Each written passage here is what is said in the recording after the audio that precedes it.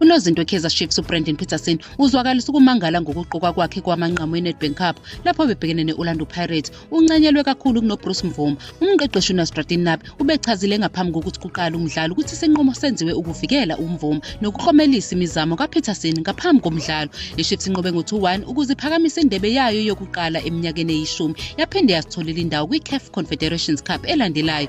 uPeterson ugcizelela ubumbano nokusebenza kanzima ophikweni lonozinti evuma ingcindezi ababhekane naye emasotweni adlule. Ugcizelela umzamo uhlangene ngemva komdlalo waphakamisa ukuthi noma yimuphi onozinti beclub ubengakhuphuka ngalolu suku. kuPeterson lokhu kunqoba kuphawula nje ingqophamlando yeqembu lonke futhi kuqeda nengcindezi ngokufeza izithembiso kubalandeli. Njengoba esehlale neclub amasizini amane ngaphandle kweSilverway, uchaza ukunqoba njengempumelelo obekukade ilindelwe. Ubonge ozakwabo ngokumsiza ukuthi azinze emidlalweni obunengcindezi yize benesikhathi esincane somdlalo kulesizini. Waphinde waphawula ngokubaluleka kokunqoba kumndeni wonke we-Kaizer Chiefs kusukela kusihlalo weqembu uKaizer Motaung kuya kubalandeli nemindeni yabo.